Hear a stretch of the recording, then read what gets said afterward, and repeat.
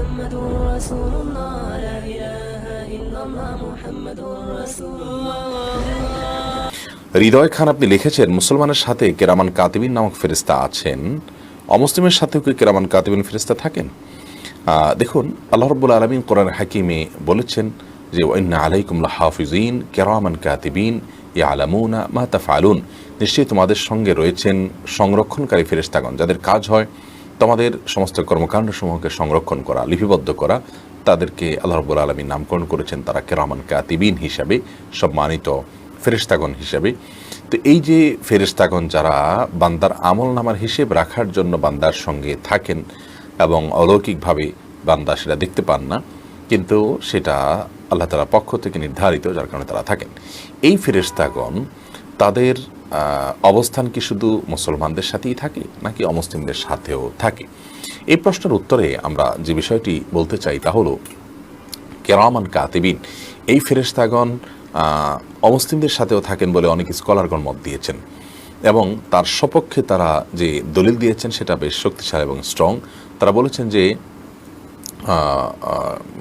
কাল্লা বাল তুকাযযিবুনা বিদ্দীন ওয়া বিয়াউমিদ্দীন, তোমরা কিয়ামতের দিনকে অস্বীকার করো। এটা বলার পরে আল্লাহ তাআলা বলেছেন তোমাদের জন্য সংরক্ষণকারী ফেরেশতারা আছেন, কিরামান কাতিবিন আছেন। এখান থেকে বোঝা যায় যারা আল্লাহকে অস্বীকার করে, পরকালকে অস্বীকার করে, অবিশ্বাসী, কাফির, অমুসলিম, তাদের জন্য সংরক্ষণকারী ফেরেশতারা আছেন। এছাড়া অন্য আয়াতে আছে, আমরা জানি আল্লাহ রাব্বুল আলামিন বলেছেন যে যারা কাফির হবেন তাদের আমলনামা বাম হাতে দেয়া হবে। এই যে আমলনামা দেয়া হচ্ছে, কিরামান কাতিবিন থাকছেন, তাদের সমস্ত আমল সংরক্ষণ করছেন, সেজন্যই তো আমলনামা দেওয়ার প্রশ্ন আসছে। তো এই সমস্ত আয়াতের আলোকে বোঝা যায় যে কিরামান কাতিবিন এটা মুসলমানের সঙ্গে থাকবে, অমুসলিমের সঙ্গেও থাকবে। অমুসলিম তার যে খারাপ কর্মকাণ্ডসমূহ আছে সেগুলোর জন্য তাকে জবাবদিহি করতে হবে আল্লাহ তাআলার সামনে। আবার এর বিপরীতে আপনার অনেক ওলামায়ে কেরাম বলেছেন যে কিরামান কাতিবিন শুধু মুসলমানদের সঙ্গে থাকবে, অমুসলিমদের সাথে থাকবে না। কারণ অমুসলিমদের বিষয়টা তো একেবারেই খোলা আসা, একেবারে পরিষ্কার। কারণ হলো তারা যেহেতু বিশ্বাসই করছে না, তাদের কর্মকাণ্ডের তো ভালো করলেও কোনো ভ্যালু নেই, আর মন্দ করলেই বাকি, যেহেতু তার ইমানই নেই। কিন্তু প্রথম মতটি অধিকতর শক্তিশালী দলিলের দিক থেকে। আল্লাহু আ'লাম বিসওয়াব।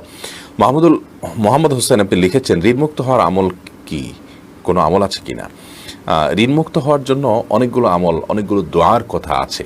এর মধ্যে থেকে একটি দোয়া খুব সহজ, সেটা হলো আল্লাহুম্মা কফিনি বিহালালিকা আন হারামিক ওয়া আগনিনি বিফদলিকা আম্মান সিওয়াক। আল্লাহ, আপনি আমাকে হারাম এর পরিবর্তে হালাল দিয়ে আমার জন্য আপনি যথেষ্ট হয়ে যান, হালাল যেন আমার জন্য যথেষ্ট হয়ে যায়, এবং আপনি ছাড়া অন্য কারোর উপর যেন আমাকে নির্ভর করতে না হয়, আপনি তার থেকে আমাকে অমুখাপেক্ষী করে দিন। তো এই দোয়াটি ঋণমুক্ত হওয়ার জন্য আমরা পড়তে পারি। এছাড়া আল্লাহ তাআলার কাছে সাধারণভাবে দোয়া করতে পারি। বিভিন্ন দোয়া আছে, আল্লাহুম্মা ফারিজাল হাম, দীর্ঘ একটা দোয়া আছে। এই দোয়াগুলো আমরা ঋণমুক্তির জন্য আল্লাহর কাছে বিশেষভাবে পেশ করতে পারি। তাছাড়া আরেকটা দোয়া আছে, আল্লাহুম্মা ইন্নী আউযু বিকা আল্লাহুম্মা ইন্নী আউযু বিকা মিনাল হাম্মি ওয়াল হাযান ওয়া আউযু বিকা মিনাল আজজি ওয়াল কাসাল ওয়া আউযু বিকা মিন গালাবাতিদ দাইনি ওয়া কাহরির রিজাল। এই দোয়ার শেষ অংশের অর্থ হলো ওয়া আউযু বিকা মিন গালাবাতিদ দাইন, আল্লাহ, ঋণের প্রাবল্য, ঋণের প্রাধান্য, যেটার কারণে আমার ঋণের বোঝা আমি নুয়ে পড়ি, এটা থেকে আমি আপনার কাছে পানাহ চাই। ওয়া কাহরির রিজাল, এবং মানুষজন আমার উপরে চড়াও হয়, এরকম কোনো পরিবেশ পরিস্থিতির মুখোমুখি হওয়া থেকে আমি আপনার পানাহ চাই। তো এই দোয়াটাও আমরা পড়তে পারি। ঋণ মুক্তির জন্য অনেকগুলো দোয়াই আছে, আমরা সেগুলো অনুসরণ করতে পারি। ইনশাআল্লাহ বিদিনিল্লাহ আমরা এটার উপর ভিন্ন কোনো একটা স্বতন্ত্র ক্লিপে কথা বলার চেষ্টা করব। আল্লাহ তাআলা তৌফিক দান করেন।